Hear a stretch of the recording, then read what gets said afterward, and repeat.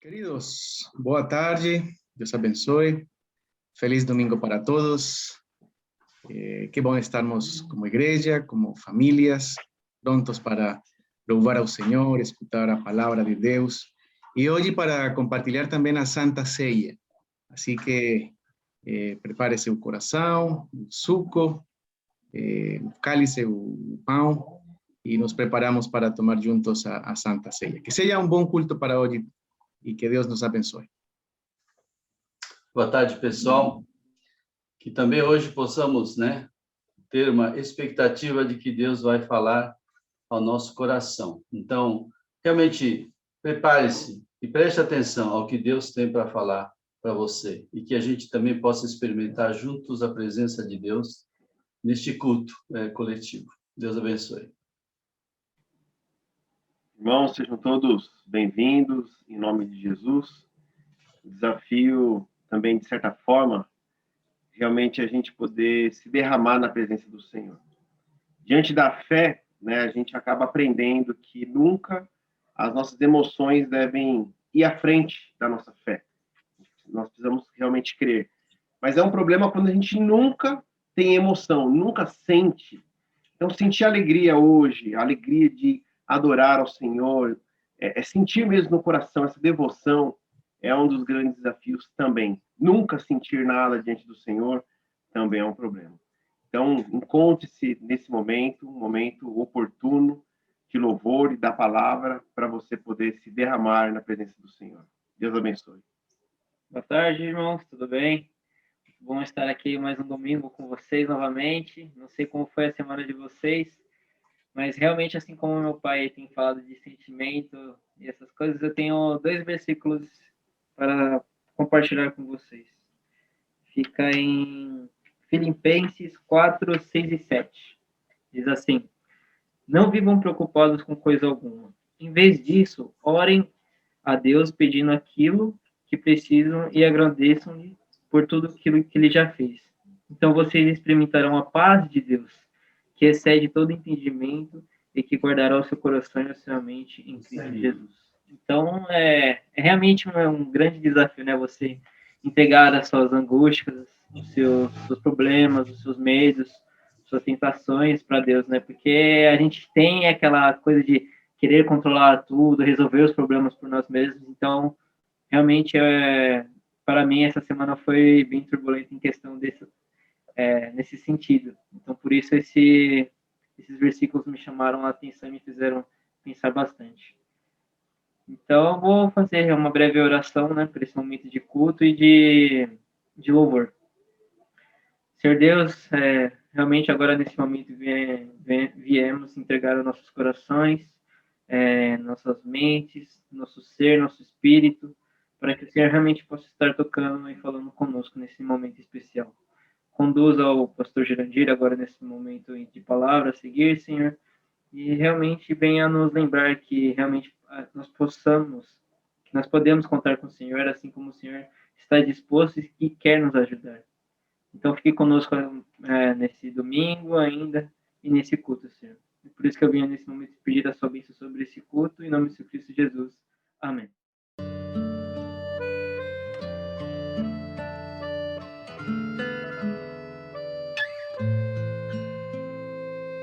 Estamos diante da realidade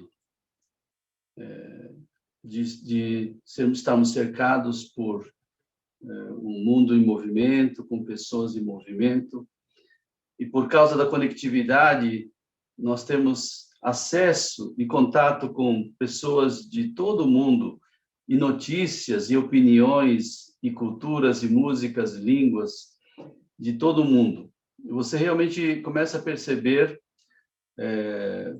como os valores que você carrega, ou como a cosmovisão que você carrega, ele afeta as suas decisões e a sua vida, a sua maneira de pensar.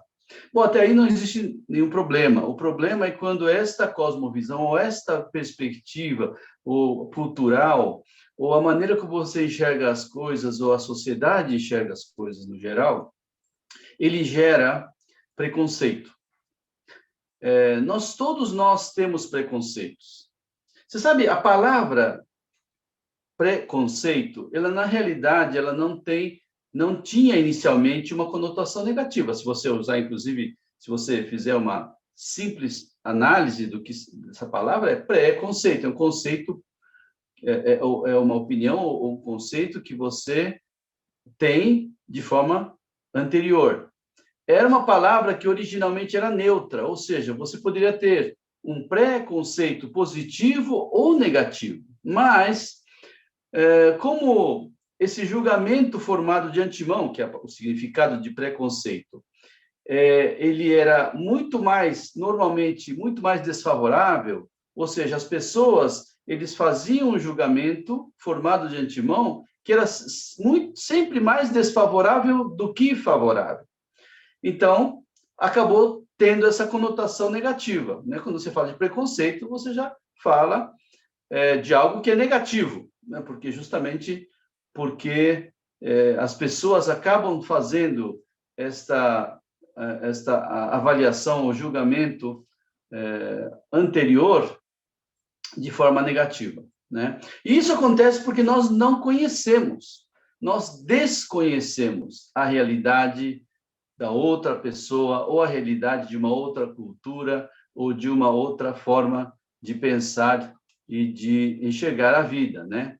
Então, provavelmente, este problema do conceito que você forma sem você conhecer é um dos maiores problemas que nós temos quando pensamos em ser uma igreja que acolhe todas as culturas e todas as etnias. Como ser uma igreja assim? Sobre isso até eu quero falar em um momento futuro, mas hoje eu quero especificamente dizer que no reino de Deus não existe lugar para preconceito. No reino de Deus não existe lugar para preconceito. E é uma coisa muito interessante que quando Jesus veio à Terra e começou a fazer o seu ministério, ele justamente veio para um povo, nasceu em um povo que era extremamente preconceituoso.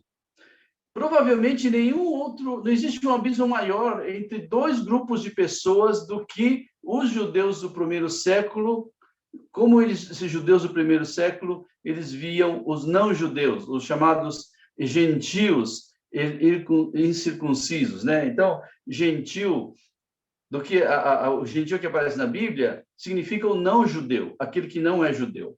Mas essa maneira de enxergar o mundo, ele não é somente dos judeus, né? Os gregos também achavam, eram os gregos, os cultos e os bárbaros, né? Então, Sócrates mesmo, que era um grande filósofo, ele, inclusive, elaborou sobre isso, né? Ele fala umas coisas muito interessantes, engraçadas até. Ele fala assim que os povos do norte, que moram em lugar mais frio, né? Eles têm até uma força e energia, determinação maiores, mas eles não têm cultura, né? Agora, o pessoal que mora em lugares mais quentes, eles têm, digamos assim, bastante capacidade para se relacionar com as pessoas e são calorosos, mas também não tem cultura. E justamente os gregos, que moravam ali no meio, eles achavam que o clima realmente era determinante para isso, eles tinham tudo que era bom dos nórdicos e dos que moravam nos trópicos, e além disso, eles tinham a cultura, os gregos, né? Então, é uma cosmovisão, né? Os gregos e os bárbaros. Por que chamava bárbaro? Porque eles entendiam que os outros não conseguiam falar grego, eles ficavam falando alguma outra coisa, que era bárbaro, enfim, isso acabou se tornando os bárbaros. Não é privilégio nem dos judeus, nem dos gregos de ser preconceituoso contra outras culturas. Mas, de fato, esse é um abismo. E a gente precisa entender que nós estamos justamente no meio disso, e é interessante enxergar como a igreja no primeiro século, que justamente nasceu em um ambiente assim muito, muito preconceituoso, que nasceu em um ambiente com grande abismo cultural, a igreja superou isso para poder, então, ser uma igreja que leva a mensagem de Jesus Cristo para todas as nações. Jesus Cristo mesmo quebrou essa barreira, como nós vimos há algumas semanas atrás, na maneira como ele se relacionava com os estrangeiros e também com a mulher samaritana, como um exemplo, né, dessa quebra de barreiras, dessa revolução realmente que Jesus ele começou.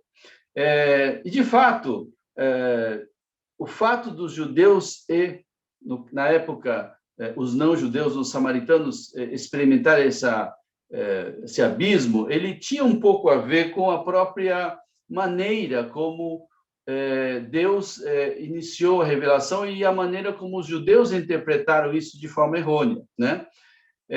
Então, no Antigo Testamento, os judeus eram um povo escolhido e, por meio dos judeus, Deus tinha um plano e, mesmo no Antigo Testamento, aqueles que não eram judeus, eles podiam ser incorporados ao povo judeu, e eram os chamados prosélitos, e eles, então, se tornavam também igualmente membro do povo de Deus, tinha que se circuncidar e seguir a lei e tudo mais. Mas a tragédia é que Israel distorceu essa doutrina e transformou a eleição em favoritismo. E aí acabou tendo um tipo de orgulho racial, e esse orgulho racial acabou se tornando, então, em ódio, né? Desprezou os gentios e desenvolveu tradições, inclusive no templo, que mantinham os gentios, os não-judeus de origem, separados, né? E aí começou a ficar muito, muito, muito radical. Então, a partir de um determinado momento, os judeus ortodoxos, eles não podiam nem entrar na casa de um gentil, de um não-judeu. Mesmo que esse não-judeu fosse um temente a Deus, ou convidar essa pessoa para sua casa, não podia. Então, começaram a aparecer um monte de regras justamente para distanciar ainda mais. De fato, o evento da cruz de Jesus Cristo, ele sinalizou, ele iniciou o rompimento. E existe um simbolismo muito grande quando lá na Bíblia diz que o véu se rompeu. Porque esse véu rompeu de cima a baixo. Esse véu, ele não somente rompeu o lugar, o Santo dos Santos, ou seja, o lugar onde nem sequer ninguém podia entrar, e nem sequer o sumo sacerdote, ele só podia entrar uma vez por ano pela propiciação, fazer a propiciação dos pecados.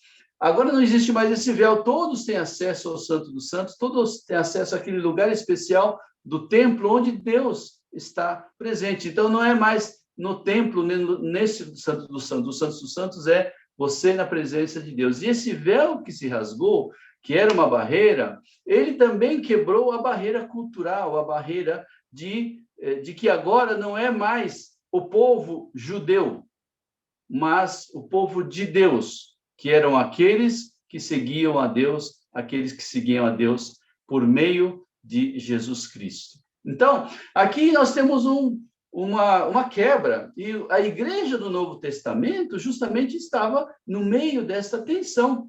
Como lidar com essa tensão? Porque algumas coisas são tão arraigadas que é muito difícil de você superar e simplesmente dizer, bom, não vai ser mais assim, porque não funciona assim a nossa cabeça e a nossa percepção das coisas, né? Então, tendo o foco, eu gostaria de fazer a leitura de Atos, capítulo 10, o início de Atos, capítulo 10. De fato, se você olhar, capítulo 10 e capítulo 11 de Atos, é tudo sobre isso, é tudo sobre como é que os judeus, eles começaram a, então, ter uma nova maneira de enxergar as coisas justamente pela necessidade de expandir a igreja para outros lugares e para outros povos, né? E Deus, inclusive, fez isso por meio de uma coisa chamada diáspora. Nós vamos falar sobre isso também em um outro momento. Então, diz assim, olha,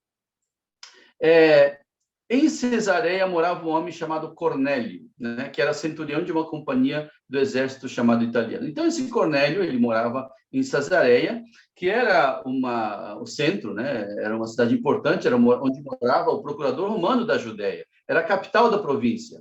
E ele era um centurião. Se vocês se lembrarem,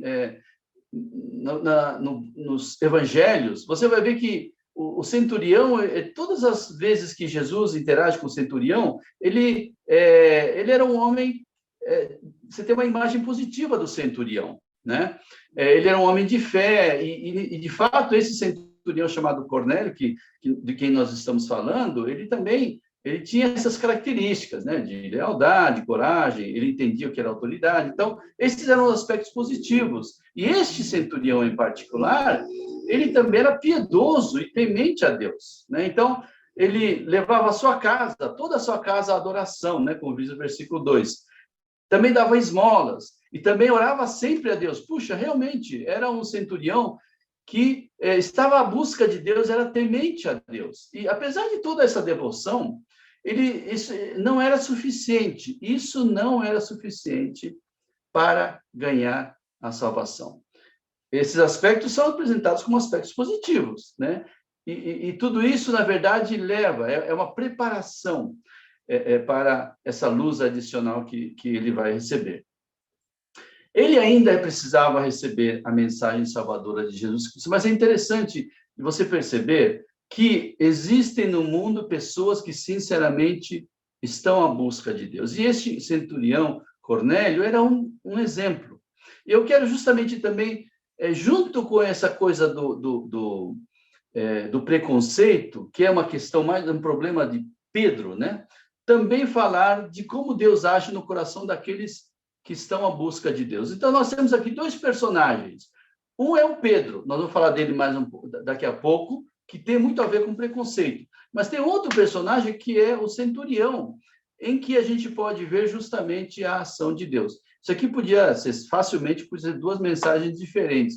Uma sobre Pedro, outra sobre centurião. Mas a gente vai falar essas duas coisas juntos hoje, tá? E o que tinha, então, esse centurião? Ele teve uma visão, no versículo 3 diz assim, né? Então, um dia, mais ou menos por volta das 3 horas da tarde, ele teve uma visão, ele viu claramente, olha que interessante, ele viu claramente um anjo de Deus que se aproximou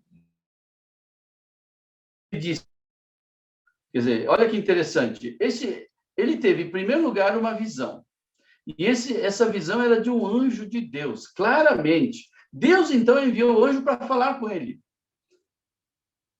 Sabe que uma coisa interessante, isso já contei algumas vezes aqui, neste mundo de hoje, principalmente quando você vai em lugares onde tem pouco testemunho cristão, ou onde existe opressão, onde existe perseguição para os cristãos, ou perseguição para a mensagem do evangelho, ou os países estão completamente fechados, Deus, ele se manifesta desta forma na vida de pessoas. Eu vi muitas histórias de pessoas que tinham visões, tinham sonhos sobre Jesus. Eu também já falei sobre isso algumas vezes, mas é interessante, isso é algo que acontecia no Novo Testamento, eles viam claramente, e de novo, hoje também acontece. Deus está atrás, ele está tocando, ele está observando as pessoas que o buscam.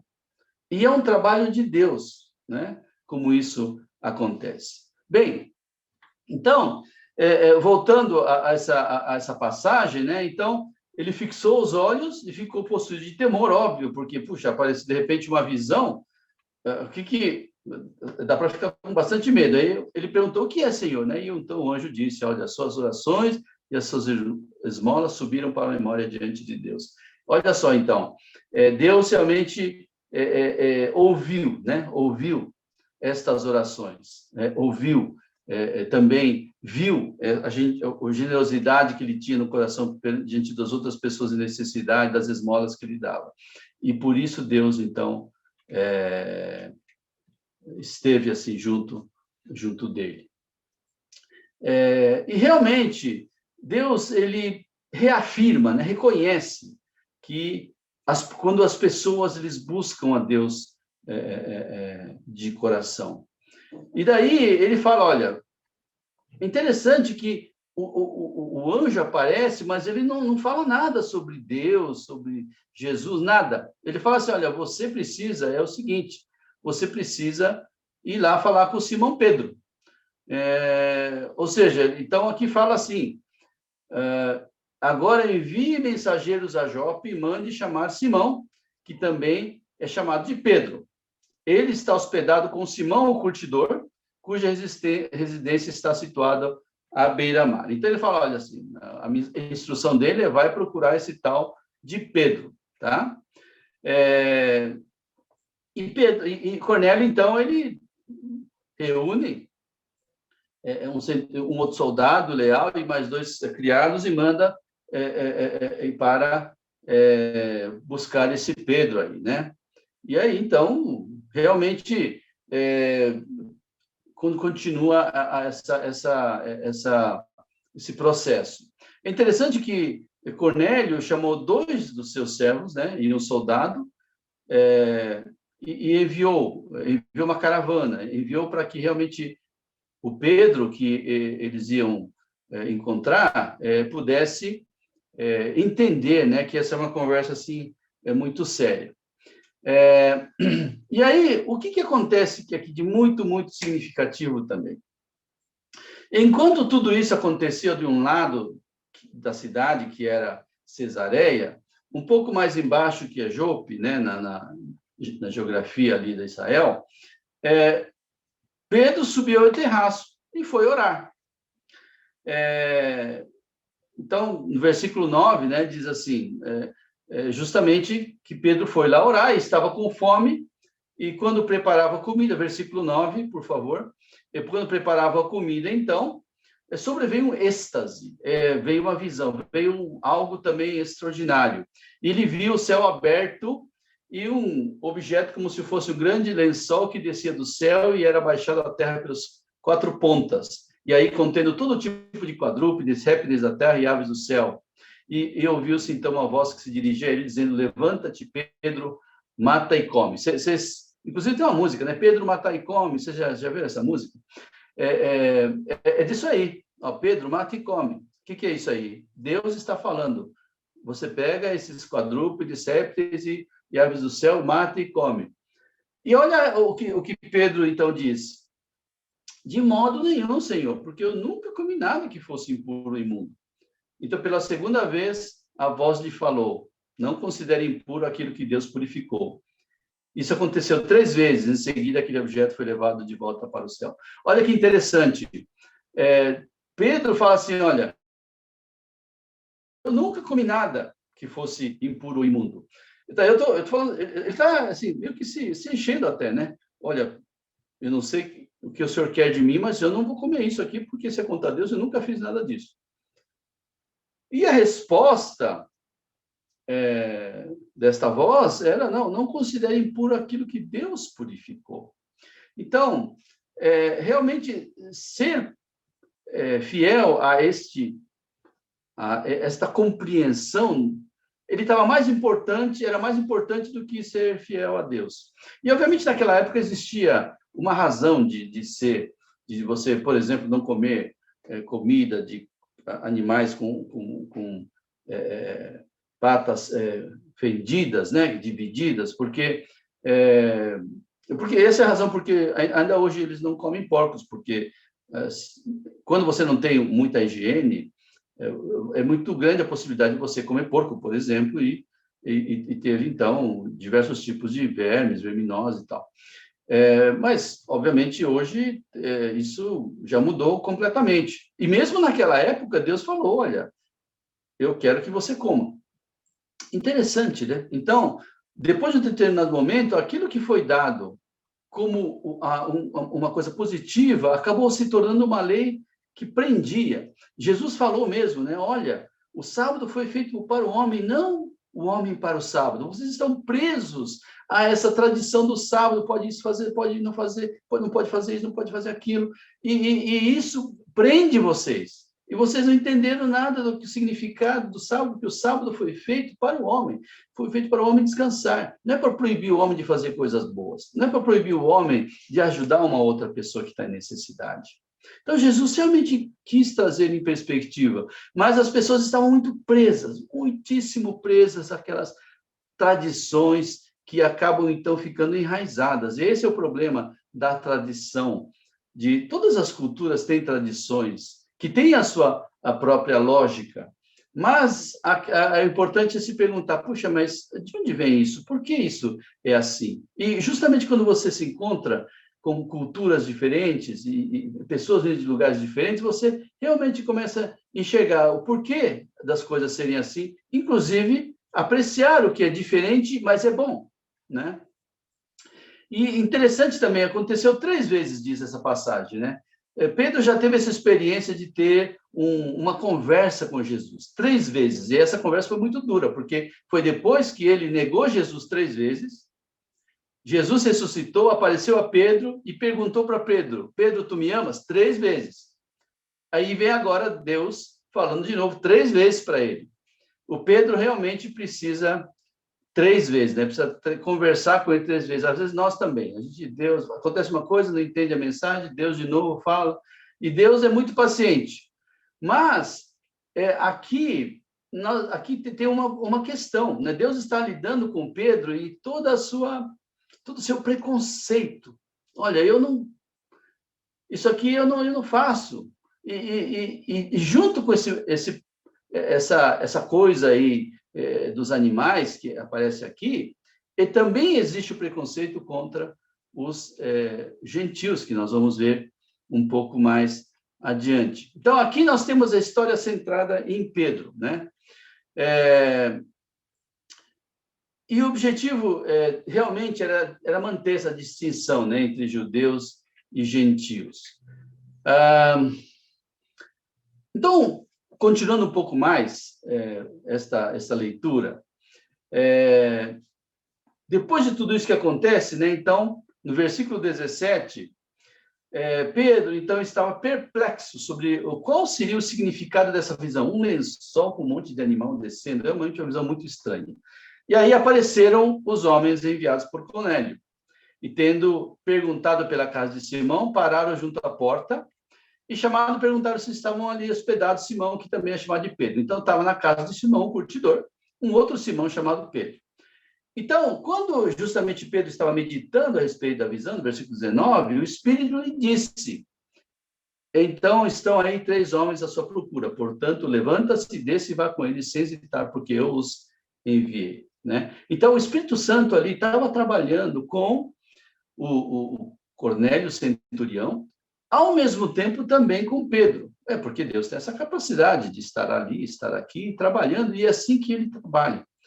Olha que coisa extraordinária. Puxa, pessoal, não pense que isso que nós estamos falando aqui, descrevendo essa passagem, é algo que aconteceu há 2000 anos atrás e não acontece hoje. Não, acontece hoje exatamente da mesma maneira. Deus está trabalhando no coração de uma pessoa, Deus está trabalhando no coração de outra pessoa e, de repente, eles se encontram. Eu chamo isso de encontro divino.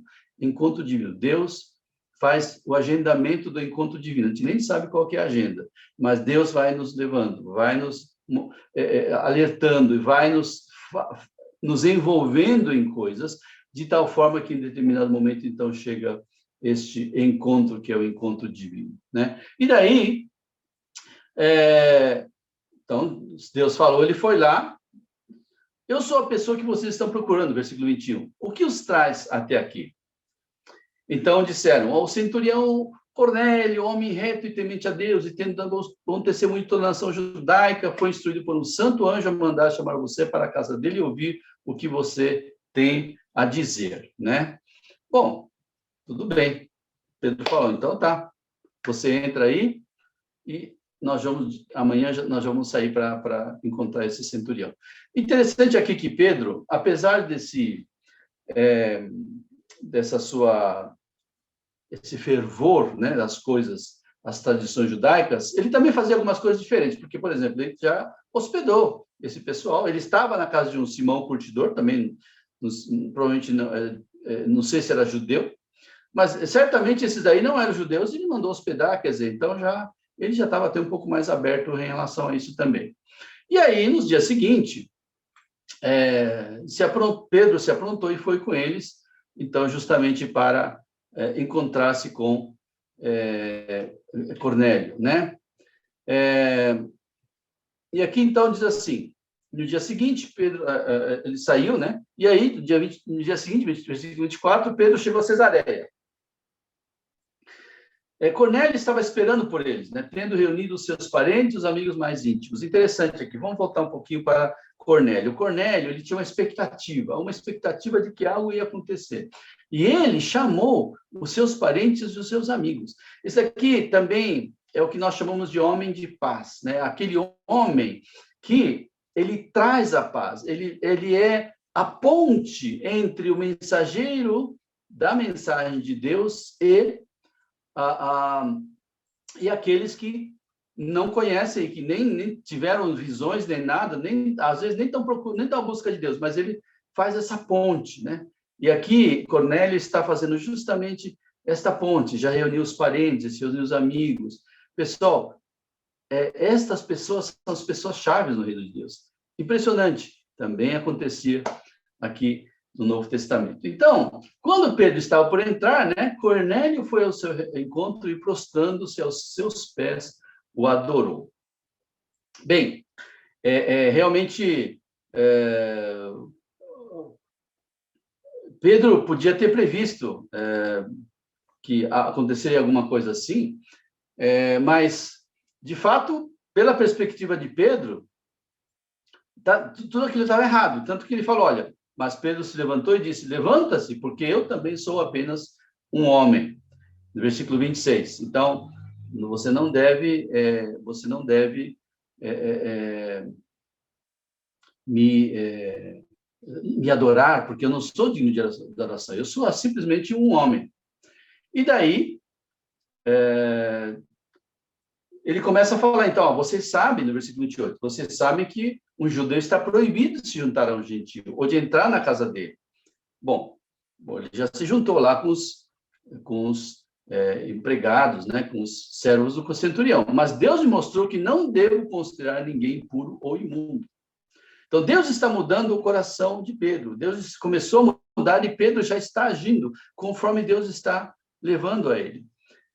E por isso, uma vez chamado, vim sem vacilar. Essa é uma questão interessante também, porque esse vim sem vacilar que Pedro está falando é uma decisão, assim, uma atitude rápida. O centurião também, imediatamente após ouvir a mensagem do anjo, ele mandou os seus servos. Tudo muito rápido. Eles estavam, assim, bem antenados com o que Deus queria da vida deles. É uma coisa, assim, importante. Quando você recebe alguma coisa de Deus, quando você recebe uma mensagem de Deus, quando você recebe uma instrução de Deus, um abrir dos olhos de Deus, o que a gente tem que fazer? Sem vacilar, imediatamente a gente tem que seguir. Muitas vezes as pessoas perdem a oportunidade que Deus está dando justamente porque procrastinam. Ou seja, deixa para depois, né? E aí perde a oportunidade, porque se, por exemplo, o centurião não tivesse agido imediatamente, teria perdido. Pedro já não estaria mais lá. Ele teria visto aquela visão e ficaria pensando sobre aquilo e depois ia ficar por isso mesmo, nada ia acontecer. E também, se Pedro não viesse imediatamente para cá, sem vacilar, também não ia poder se encontrar com o centurião e com todos aqueles familiares e ter a oportunidade de compartilhar sobre a mensagem salvadora de Jesus. Então, realmente, essa questão de você fazer sem vacilar imediatamente, no momento que Deus falar para você, é muito importante, porque Deus está agindo, não somente na sua vida, Deus está agindo na vida de outras pessoas. E essa coisa vai funcionar quando todos seguirem aquilo que Deus colocou no seu coração. Então, pensem, pessoal, sobre isso. Pense que existem muitas coisas invisíveis que Deus está fazendo ao seu redor e em todo o mundo, e que depende de você fazer a sua parte no momento que precisa ser feito. Bom, mas vamos voltar então para essa história, né? Obviamente Pedro sabia que não deveria ser adorado e por isso então ele falou, agora vamos ver realmente qual que é o assunto. Então Cornélio respondeu, olha, faz 4 dias, mais ou menos por esta hora, versículo 30, às 3 horas da tarde, eu estava orando em minha casa, de repente se apresentou diante de mim um homem vestido com roupas resplandecentes, que disse, Cornélio, a sua oração foi ouvida, suas esmolas foram lembradas da presença de Deus, envie, pois, alguém a Jope e mande chamar Simão, que também é chamado de Pedro, né? Então, olha só que interessante, né? De novo, eu vou enfatizar. Aqui, o anjo, em vez de ficar dando explicações ou falando coisas, ele mandou, chama Pedro. Agora estamos todos aqui na presença de Deus, prontos para ouvir tudo que o Senhor ordenou a você. Então, aqui, isso também, pessoal, eu já presenciei ou já ouvi de muitas pessoas, inclusive pessoalmente, de pessoas que tiveram essa experiência, e encontraram com um anjo. Aqui no caso dele, ele fala assim, apareceu um homem vestido com roupas resplandecentes. Ele nem sabe dizer o que é isso. Quem que é isso? É um anjo? O que é isso? É um homem com roupas resplandecentes. Mas ele viu, e viu claramente. E aí ele mandou procurar Simão. Olha só o papel do servo ou do discípulo de Jesus Cristo. Deus aparece, ele toca o coração e faz, então, com que essas pessoas que buscam a Deus busquem de forma ainda mais clara. Eu preciso achar esta pessoa. Ele nem sabe que existe Bíblia, às vezes. Às vezes o cara não sabe que aquilo tem a ver com Jesus. Não sabe. Às vezes sabe, às vezes não sabe. E aí ele começa a buscar. Eu conheci uma pessoa que mora no norte da África, que teve uma experiência assim e ficou por anos, até que ele encontrou um missionário, um cristão missionário, que explicou para ele quem é Jesus. Explicou para ele o que são essas boas novas. E daí, imediatamente, ele falou, não, era exatamente isso que eu estava procurando, porque Deus já me mostrou. Mas Deus, pela sua sabedoria infinita, ele escolheu que nós, os discípulos de Jesus, seremos instrumentos na vida dessas pessoas, que ele mesmo está fazendo, ele mesmo está obrando. Então, na realidade, tudo isso significa que nós vamos participar da obra que Deus está realizando. A nossa missão é participar da obra de Deus. A nossa missão é ser obediente à voz do Espírito e ir. E aí não tem espaço para preconceito, não tem espaço para você dizer, puxa, mas essa pessoa ou aquela pessoa. Não tem espaço para uma avaliação pessoal, dizer, puxa, não, tal pessoa, tal povo, tal nação, ele está mais próximo de encontrar Deus do que uma outra nação. Não temos como fazer isso. Inclusive nosso preconceito, ele vai atrapalhar. O preconceito que temos sobre pessoas, nações, e porque existem pessoas que pensam, puxa, não, esse povo não dá para esse povo se converter, não dá para esse povo ser evangelizado, não dá para esse grupo de pessoas, não dá para essa pessoa.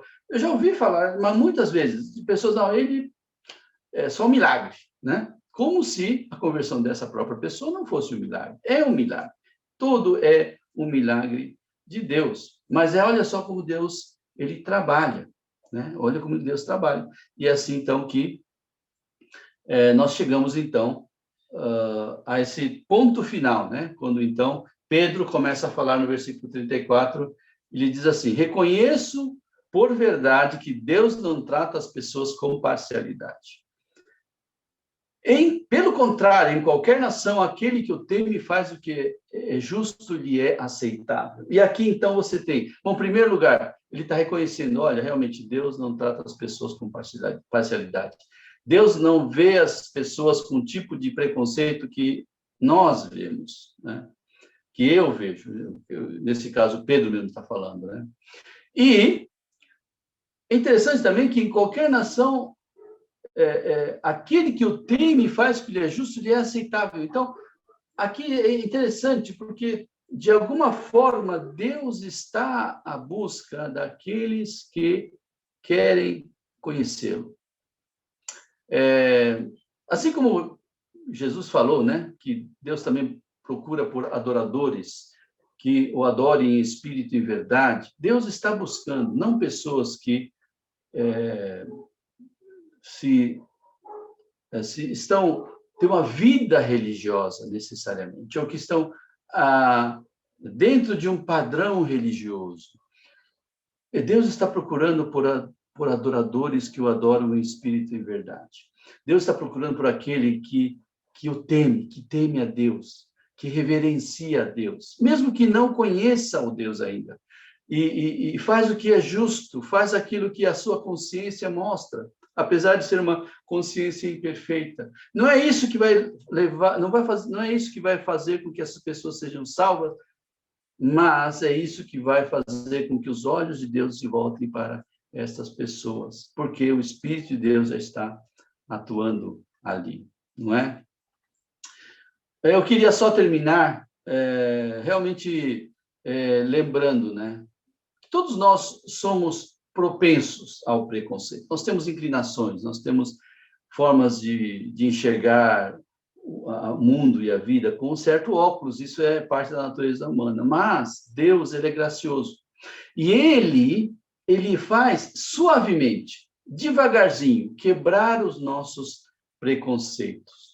Porque ele precisa fazer isso para ele poder nos usar, para poder operar por nosso meio. Então, foi o que ele fez com Pedro.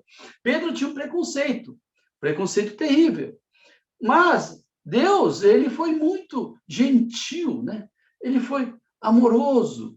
Olha, Pedro, primeiro vem esse lençol, ele fica pensando o que é isso, depois tem a mensagem, depois tem, muito aos poucos, é muito do jeito que a pessoa pode entender. Deus é gracioso, mas ele vai quebrar o preconceito.